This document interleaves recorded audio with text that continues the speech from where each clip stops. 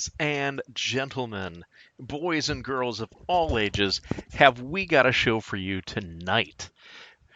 We are talking all about the brand new box that is dropping today into your application, the Court of Shadows for the Fane of Nyrro by the fine folks on the Warmachine team. They have given us a beautiful preview of all of the models, which you'll be seeing as part of the video for this.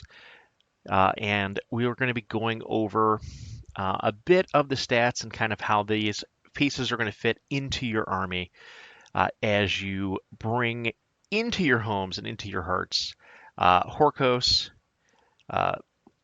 the character Warbeast, the Merciless, which are a brand new infantry unit, a second brand new infantry unit called the Devoted, Thymara, who is a new solo for the army.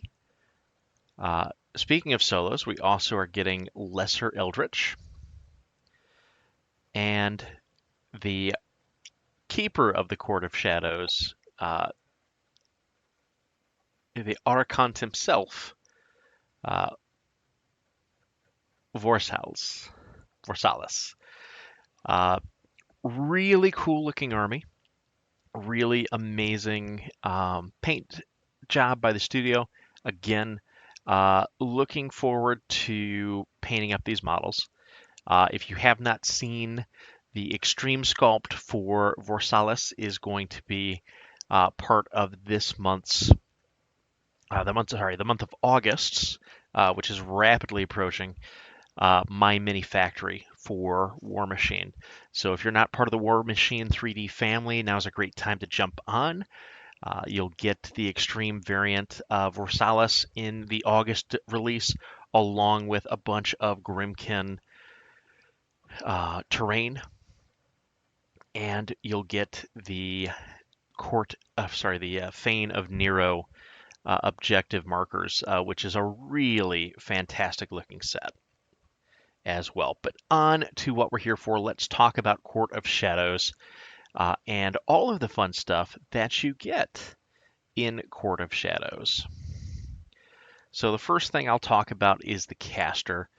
Vorsalis is a spell-devoted caster. He is an Eldritch. He has Unstoppable, which is fantastic. He's an at 8 and mat 7. No ranged attack on him. He is arc 8 and control 14. He's a 14/18. He has Dominion, which gives him at the end of the turn, Vorsalis is going to gain 1 hunger point for each scenario element that one or more friendly Eldritch models are in contesting range of. Very important point here, are in contesting range of, not that they are actively contesting. And Vorsalis and friendly Eldritch models have the following hunger abilities. He has Illimitable Power. This model spends 3 hunger points during its activation, and then Vorsalis gets to cast a spell without spending Fury. The model that used this ability is the spell's point of origin. Vorsalis can use this ability any number of times during his activation. Other models can only use this ability once per activation. So what this lets you do is basically any Eldritch model in your army can spend 3 hunger and become a channeler or arc node, and also gives Vorsalis a spell, a free spell that he casts with those 3 hunger points, with them being the point of origin. Each model can only do it once. The exception here is Vorsalis himself, who can use that ability any number of times during his own activation. Supreme Will is another one, cost 3 of the hunger. When Vorsalis casts an offensive spell, he can spend 3 hunger points to ignore all rules that prevent an enemy model from being targeted by spells until a target has been declared. So what this lets you do is get around things like Spell Ward. So if you have spell immunity, this caster can specifically Take that away for 3 hunger. And again, any Eldritch model can also do it if they are trying to target you with a spell, with Vorsalis as the leader. And then he has Unholy Blessing. It's 1 point. When this model makes an arcane attack roll, it can spend 1 hunger point to add an additional die. Discard the lowest die roll.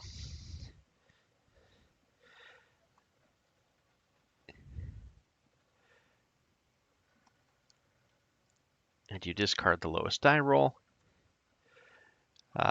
He is steady. He cannot be knocked over. He has a single melee attack, which is Volcrus. It is range 2, POW 15, with good old Blood Boon. So this guy casts a lot of spells without having to use his Fury. He has Blind Obedience as his feat.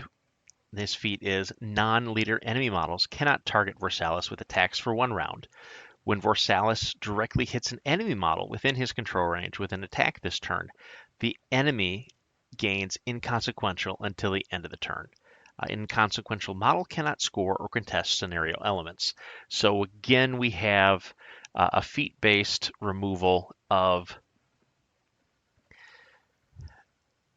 the ability to score and contest, specific to his attacks on said models, and then his feat is a time lock on targeting him. So he cannot be the target of attacks.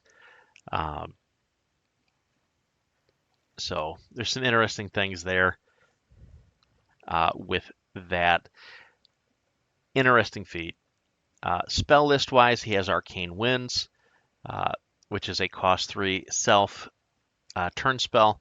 Arcane Winds target friendly models within the spellcaster's control range, gain +2 on arcane attack, +2 range on arcane attacks. Additionally, our boy Vorsalis has Blinding Light. Blinding Light is really the money spell on the card, along with Humble. We'll get to Humble in a minute. Blinding Light is a cost 3, range 10, POW 10, round offensive spell. It is a model/unit hit, cannot make ranged or arcane attacks, and suffers -2 defense. So everybody that was looking for their hit fixer, Vorsalis does a really great job of hit fixing for you. He also has Death's Dominion, which is, again, a cost 3 self-control upkeep spell, which is while in the spellcaster control range, friendly undead models gain resistance blast and rise. If a model with rise is knocked down at the beginning of the maintenance phase, it stands up. The big bit here is the control range blast resistance on a control 14 caster. Always a pretty good thing to have, especially when he is wanting to bring a not insignificant amount of single wound infantry. Even the multi-wound infantry and Fane get protection here. About the only thing that doesn't are the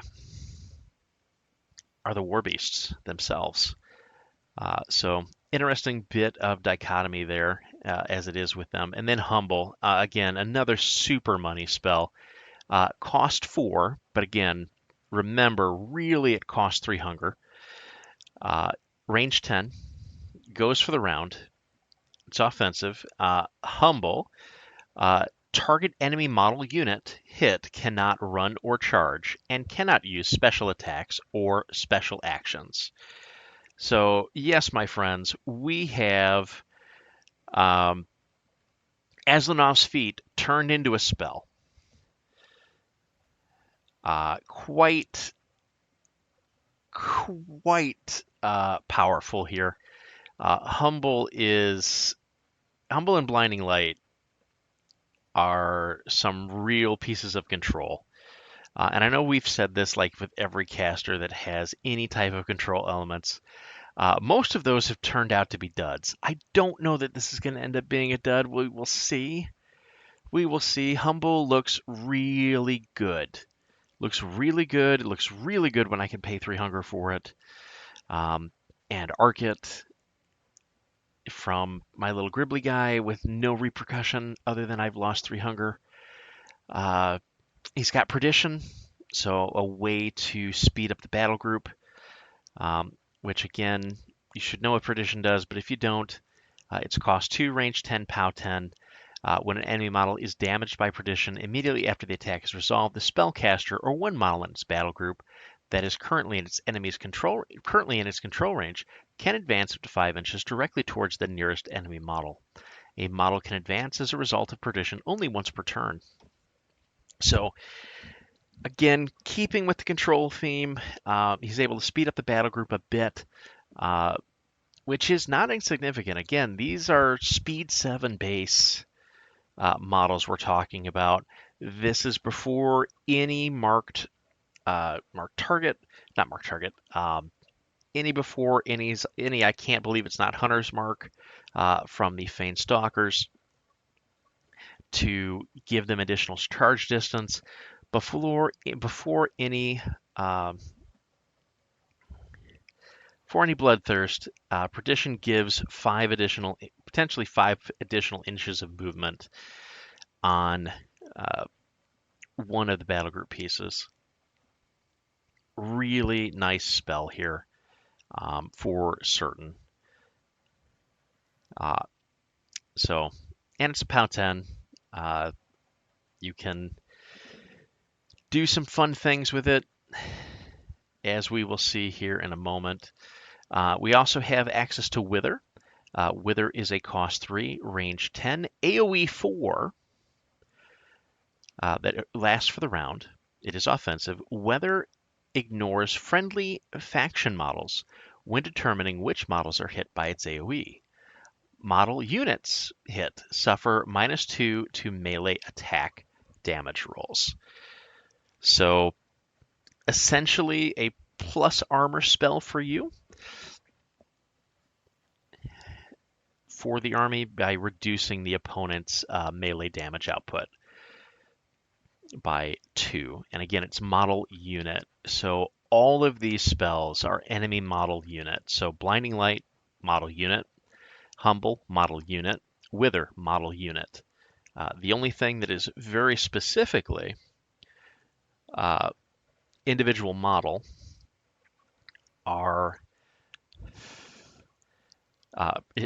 is Perdition from an offensive standpoint, Death's Dominion, and then Arcane Winds, which again is just something he can throw on himself to up the range on the arcane attacks.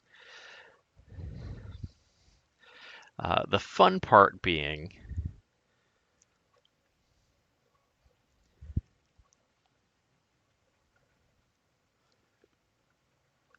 and I have to go back. The fun part being with Arcane Winds, and I just want to confirm this with Inevitable Power. Model that uses it is the spell's point of origin. Versalis can use it once per turn. This model can spend 300 points in activation. Versalis cast a spell without spending Fury. Okay, so Versalis casts it. So yeah, it will benefit from Inevitable Power will benefit from the +2 range on Arcane Winds, which is just, again, a bunch of synergy here. My one concern with Versalis as a Fane player myself, he has one attack, and that attack is not generating any hunger whatsoever. He does get hunger for being in contesting range, which also means he gets it for being in scoring range. Because if you're in contesting range, you're also in scoring range. All it cares about is you being in contesting range, not that you are contesting. So that is a distinction here, which is pretty important. So you could, depending on the amount of elements that you have, score pretty fantastically where you have models in contesting range from a hunger point standpoint. But that is his primary hunger generation outside of Torment, which everybody gets, and the Beast's Feast, which everybody gets. So speaking of Beast, let's talk about Horashak, or Horkos. Horkos is the big beefer of the faction. He is on a 50 mil. He has 30 boxes. He is the big man on campus. Uh, he has flight, eyeless sight because he is a bat. He is living. He has slam and headbutt. He is speed 6, mat 6, base def 12, base armor 18, 4 theory, threshold 8. That's right, kids. We have a threshold higher than anyone else in the faction. Pretty exciting. 4 Fury, not as exciting as Fury 5 Vortex, but some fun stuff here. Defy the Void. Defy the Void is a once per game. When another model chooses this model with the Shadow Shift ability, this model suffers D6 damage instead of being removed from play. The damage is treated as being from an enemy attack. He is conditioned, so when this model frenzies, you get to choose any non-enemy leader within 10 of it to be charged instead of the closest model. He has Feast 2, and he has Outrage. Now, what is Outrage? Why would we have Defy the Void say that the damage is being treated as if it's from an enemy attack? Well, I'm about to tell you. Outrage. When this model is damaged by an enemy attack, after the attack is resolved, you're going to go ahead and gain 2 armor and gain 2 to your melee attack damage rolls and Pathfinder for 1 round. That's right. We now have Beast Battle Driven. Shout out to Riker. Outrage is really beautiful on this beast. He's an ARM 18 base that once he takes damage from an enemy attack, he gains +2 armor. And he also is going to gain +2 to his melee damage output. He has a powerful bite. He's got 3 initials. He's got 1 powerful bite. He is mat 6, which is fantastic. This is a 1-inch range POW 15 base. It is a powerful attack, so he can spend 1 focus to boost all of the attack and damage rolls for that attack. It also has critical brutal.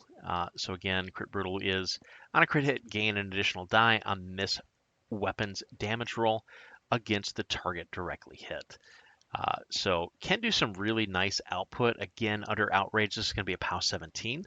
And then he also comes with 2 Armored Claws. That gives him a throw power attack ability. He again is mat 6, POW 15, range 1 on those attacks. Does have base afflictors, so he's going to be able to put out Torment as well. And again, he has Feast 2, so one of the attacks, if he kills an enemy model, he can go ahead and remove that from play. And if he does that, your battle group controller gains 2 hunger points. Really nice package of abilities on Horkos here. Again, 30 boxes.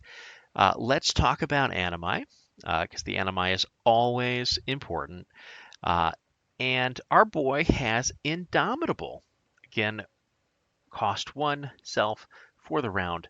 Spellcaster gains Unyielding. A model with Unyielding gains +2 armor against melee damage rolls. So our boy can be, he's base 18. He can give himself Unyielding. And the first time he suffers damage by an enemy attack in the round, he is going to go ahead and gain +2 armor, so go to 22 effectively in melee, arm 20 against ranged. That is a beefy boy in this army of non-beefy boys. So I'm excited to get him on the table to see how Horkos feels, uh, and see how good he is. That said, I love having Indomitable on casters that want to be in the action anyway, that already have really great stat lines. If we talk about, the man in this box himself, Vorsalis, he's an ARM 18 base. He's going to be ARM 20 in melee because of the unyielding. That is not an easy to dislodge stat line. Um, so Vorkos, again, everything comes down to points. He's a little pricey for this faction. He's 15 points. But again, you're getting defensive tech that you don't get elsewhere in the army in terms of staying power on your beasts. You're getting 3 more boxes than the faction averages. You're getting significantly more threshold. You're getting significantly more armor. When your armor's topping out, typically it's 17 in this faction. He can get you to 22 in melee. Not a bad thing at all. You can do fun stuff with Defy the Void, which basically gives you a Shadow Shift without removing a model. Instead, you're turning it into a D6 damage that's treated as an attack on Horkos, which means it triggers his battle driven, or it triggers his outrage, which is effectively battle driven for War Beasts. It's really cool, my mans and ladies. Very excited for this guy here. The trick is going to be getting those 15 points in the list, but this box is all about giving new options to Fane. So if everything felt samey before or quasi-samey, it's about to get real diverse real quick, and we're going to start going down the rabbit hole here in just a moment. So let's talk about the Devoted. Devoted are a brand new unit for Dusk Fane of Nyrro. You get 5 grunts, they're 7 points. What do you get for your 7 points? They're all 30mm infantry guys. They come with Pathfinder, which is a big deal. The Fane Eldritch models typically do not have Pathfinder.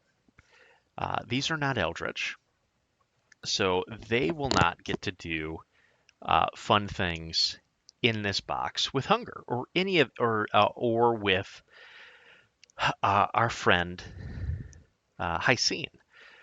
They will get to work with Ashmel very, very well because his Hunger abilities are open to everybody.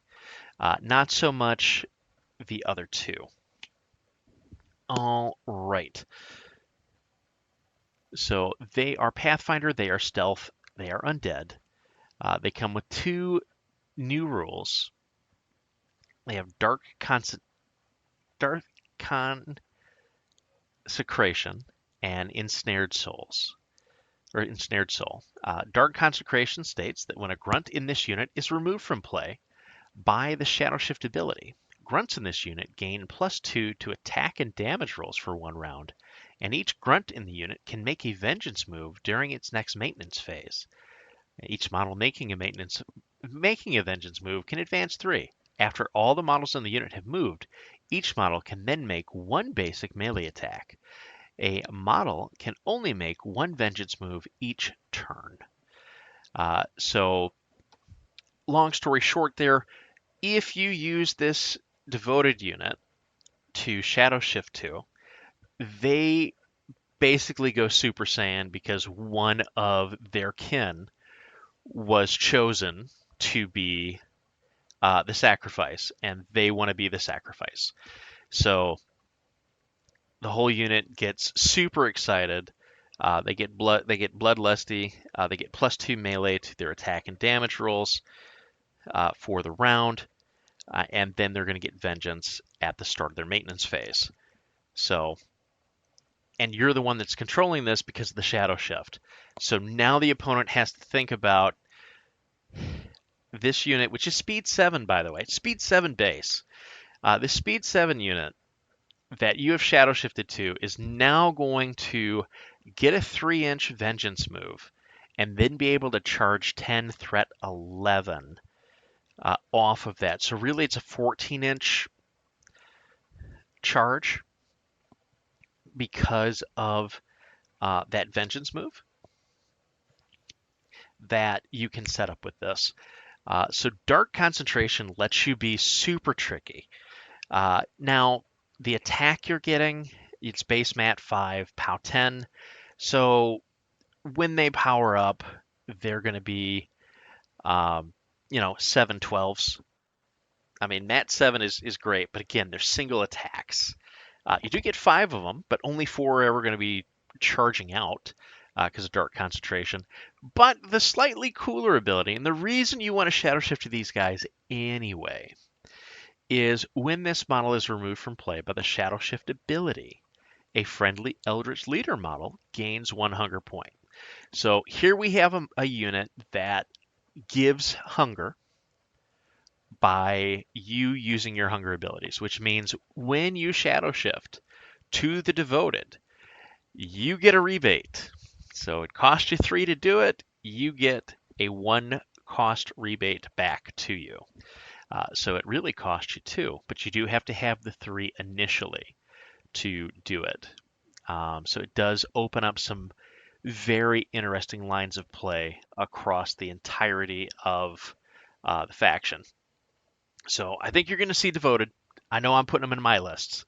I don't know what I'm taking out for them yet. That's the problem.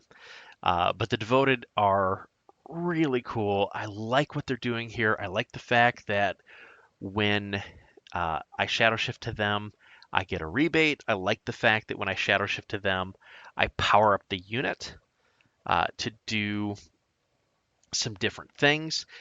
It just really feels tricksy and interesting. I love the fact that they're stealth. I really love the fact that they're Pathfinder. That is really huge in this faction, where most of the infantry to this point has not had Pathfinder base. So very excited about that. Let's talk about the other unit that's going to be vying for space on the line, the Merciless.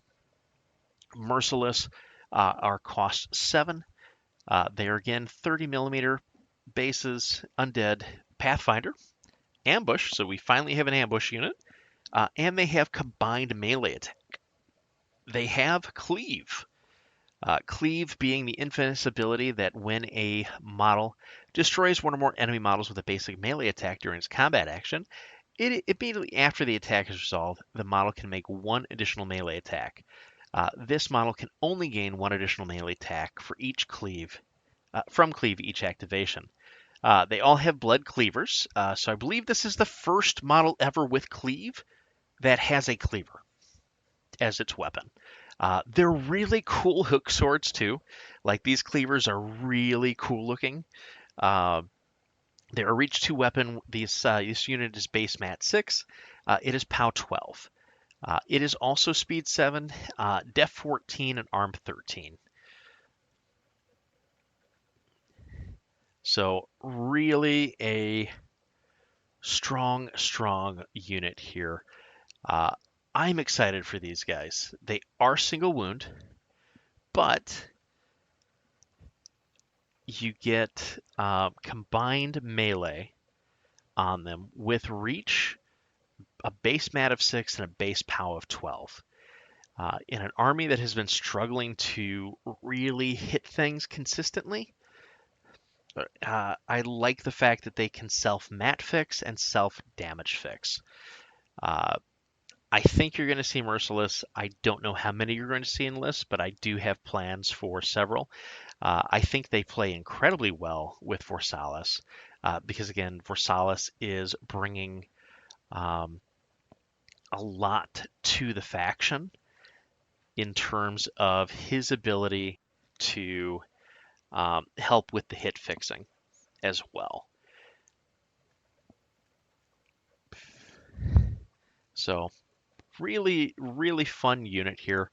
I look forward to trying them out. I want to hear what you guys think about them and how you want to utilize them. So let's talk about the elephant in the room the Lesser Eldritch. The Merciless are 7 points. The Devoted also 7 points. Lesser Eldritch. There's a new solo in town. His name is the Lesser Eldritch. He is 5 health. He has cost 3. So these are 3 points apiece. You can have a maximum of 3 in the army. He's a 30 millimeter. He is ambush as well, and one of the first advanced deploy models for Fane. So he can be right up in the action immediately, or you can have him coming in off the side. Has a couple of really neat magic abilities.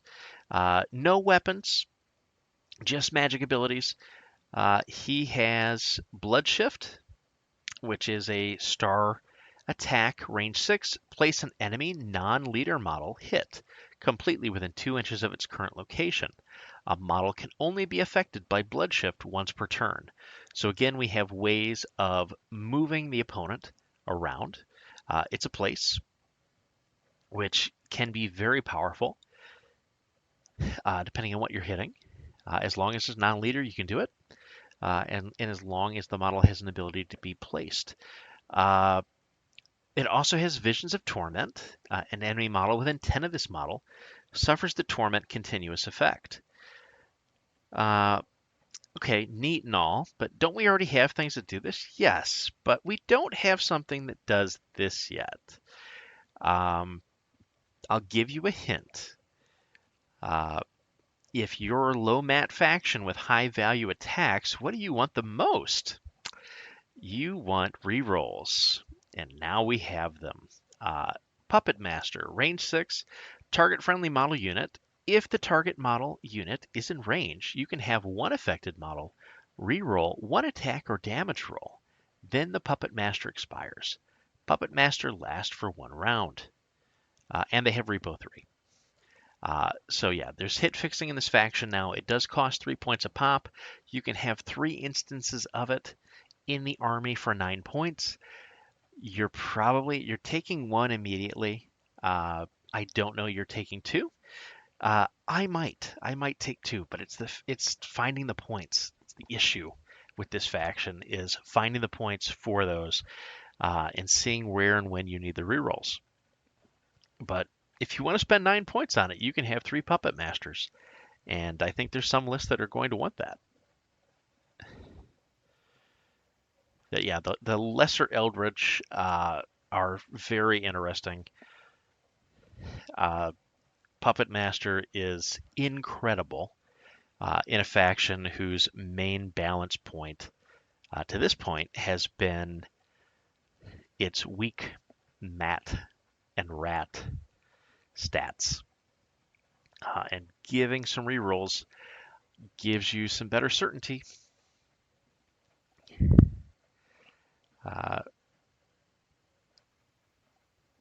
So yeah, you're going to see Lesser Eldritch a lot. So be prepared for them.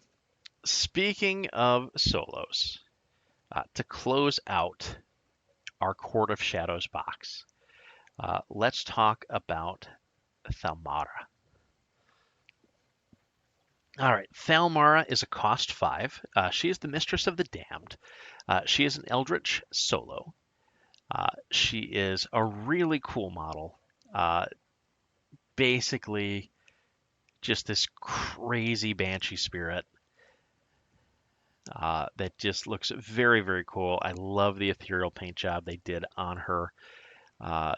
Really looking forward to getting my hands on one and painting one up. Points cost is 5 points. She's got 8 health. She's on a 40. She's undead, and she's incorporeal. Speed 6, at 7, def 14, arm 15. She has the Cursed Lore. Cursed Lore is at the start of this model's activation, or during this model's activation, it can use one of the following. It can either do the Danse Macabre. This model can make 2 special attacks this activation. It can do Passage of Shadows at the end of this model's activation. It can be placed complete within 5 of its current location, then its activation ends. And it can do Words of Mourning. Until the end of its activation, the first attack and damage roll of each enemy model this model takes control of are boosted. So Thalmara basically can decide if she's going to do 2 special attacks this turn, if she is going to go ahead and give herself a place 5 at the end of her activation, or if she's going to go ahead and get a boosted attack and boosted damage rolls for each of the enemy models that this model takes control of are boosted. Now, the first attack and damage roll of each enemy model this model takes control of are boosted. So what are her actions that she can take? She's got 2 of them. She has Dark Seduction, again, star action attack, range 8, target enemy non-leader warrior model. If the attack hits, you get to take control of that model. You can make a full advance with that enemy model, followed by a basic attack. Then Dark Seduction expires. Dark Seduction can only be cast once per activation. A model can be affected by Dark Seduction only once per turn. So, a couple of bits here. Dark Seduction is only non-leader warrior, but it does give you the full advance and it does give you a basic attack, which means it can be ranged, arcane, or melee, which Dark Seduction is really strong. That's a really strong ability. Very excited to have that on a solo. Even more exciting, potentially, is Lorekeeper's Hex. It's range 10. You're going to take control of target enemy non-leader model. So anything that's not a leader, you can take control of. This model immediately makes 1 basic attack, and then Lorekeeper's Hex expires. A model can be affected by Lorekeeper's Hex only once per turn. So Lorekeeper's Hex does a couple of things for you. You can take control of anything. You're going to make 1 basic attack, then it's going to expire. And again, the 1 basic attack means you could make a basic arcane, you could make a basic ranged, or you could make a basic melee. Then it's going to expire. You can only affect the model with Lorekeeper's Hex once per turn. But you could do 2 Lorekeeper's Hexes if you wanted to with that master. Or you could do a Lorekeeper's Hex and a Dark Seduction. Those are kind of the options that you get with Thalmara. So a lot of fun things here. A lot of goofy things she can do. She is 5 points in a faction where everything is expensive and you kind of want all of it.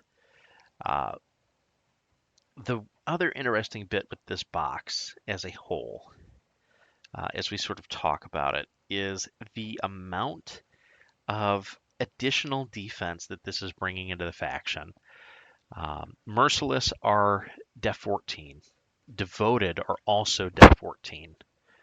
The Eldritches, the lesser Eldritch are 13, or def 13. Vorshek, or Vorsalis is a 14 as well. It's a 14-18 caster. So again, we're moving that defense breakpoint up. Thalmara is 14. So this box really gives you some great additional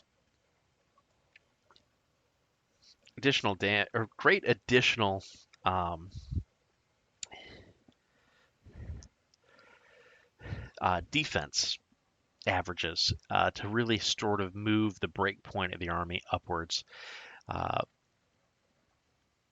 Where the Fane Stalkers, Fane Knights, all excellent.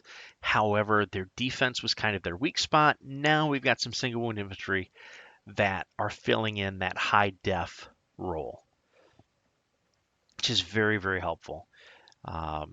We have, again, looking at Versailles and thinking about him in the context of the army as a whole and what he's bringing to the party. Blinding Light, fantastic.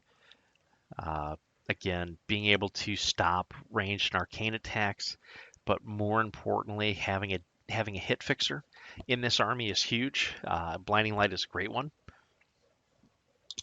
You're helping to lessen a natural enemy of you, which is range attacks.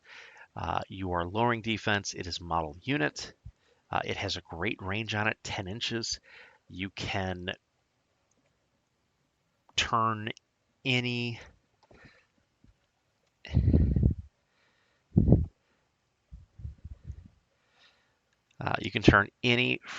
friendly faction Eldritch model uh, into an arc node, which is huge.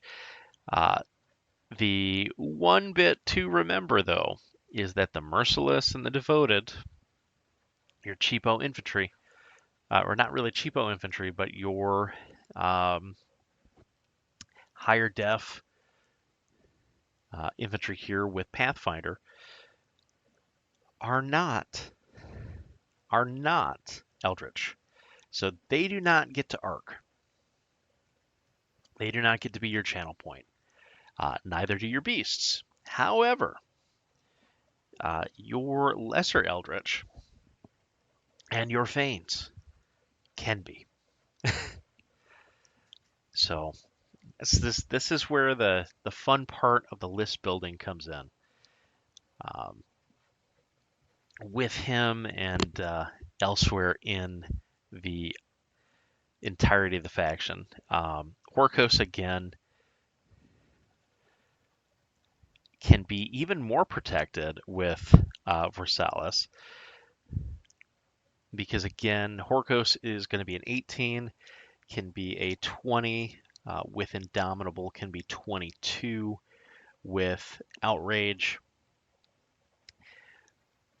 But depending on what he's threatened by, Wither being in the faction, Wither being on Versailles, means that he can effectively be 24 because you can lessen the melee attack damage rolls by 2.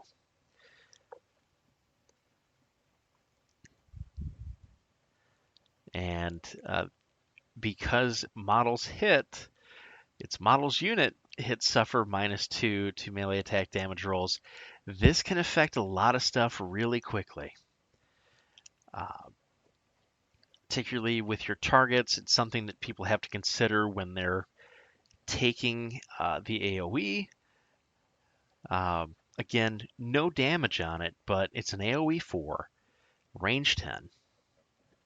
So you can affect 5 things, because you're going to have your primary hit, and then there's going to be AoE 4 off of that. So 4 things within 4 inches are all going to suffer the -2 to melee attack damage rolls. And if they are models in a unit, that entire unit they're a part of is going to suffer that. You can really increase the survivability of your army with Wither.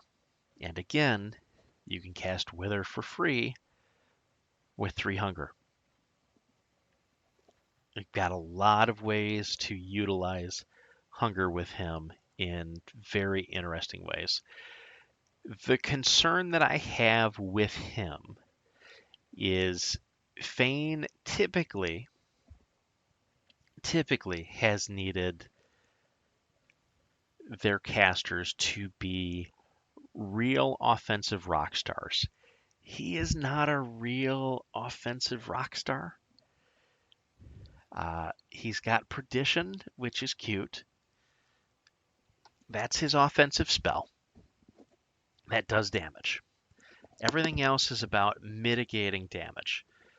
So he's got a lot of great control mitigation. He does not have a lot of personal output.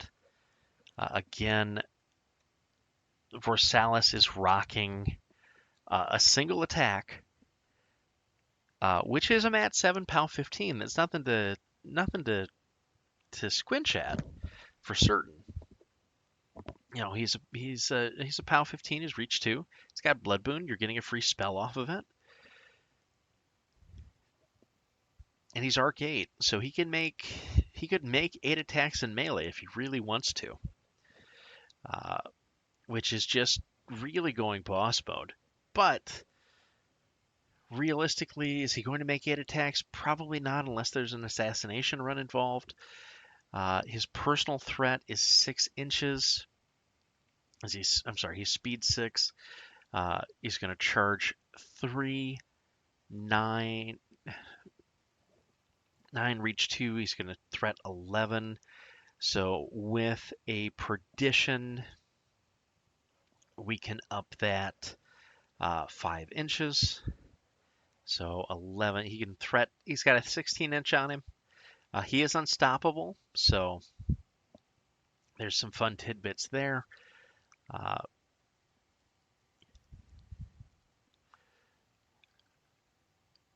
Where you can do some fairly interesting bits. He is steady, which is a big deal. It's a very big deal. And Def 14, also a big deal. The arcade is really nice on him.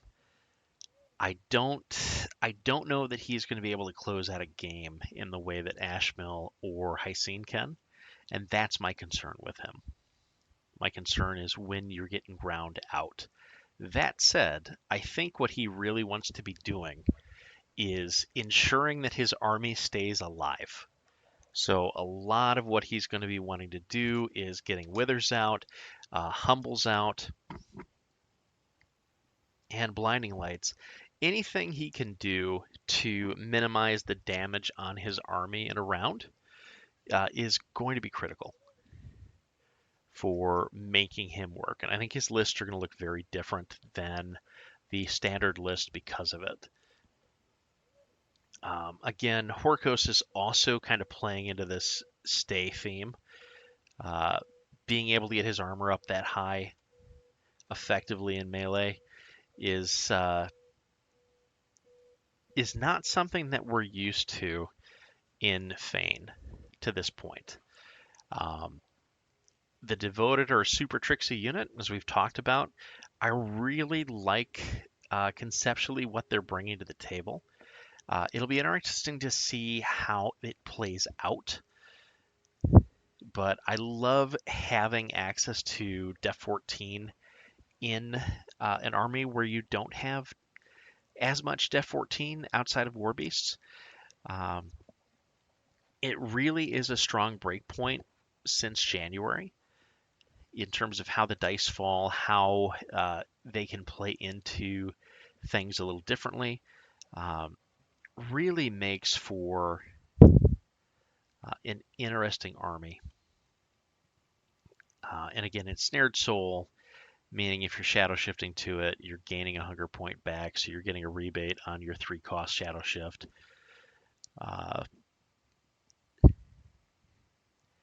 Is pretty phenomenal.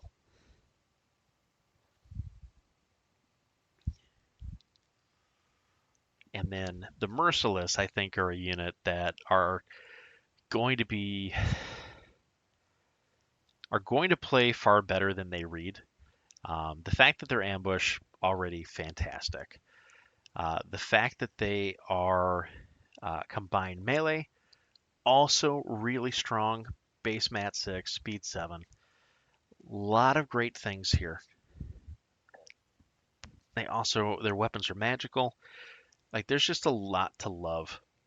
And I think my favorite part, though, is that they have a cleaver weapon and they have cleave. I think that's the first time that's happened. Very, very exciting. I look forward to getting the whole Court of Shadows on the table. Make sure you go ahead and pre-order. The pre-order starts today at the time of this release. Thank you again to the fine folks on the Warmachine team for getting us this information early so that we could get it out to all of you fine folks. Thank you for listening. We will be back in the next one. I can't wait to see what this does to Fane's win rate and all the normal wonderful statistics that we bring to you on this show typically. But I wanted to talk Fane because I'm playing Fane. I'm loving Fane. And I'm excited for this box. Court of Shadows, go ahead and get it. I hope you all enjoy the Ashmel box, which is dropping into people's mailboxes here. Now, can't wait for mine to come. It's super exciting. What an exciting time in Warmachine. We have vampires. We have Fane of Nero uh, on our doorsteps, and soon Menos Light will return. It is a super exciting time for Warmachine. Hope you're well. Hope you're safe. Have a wonderful day, and make sure you pre-order the Court of Shadows. My laboratory in the castle.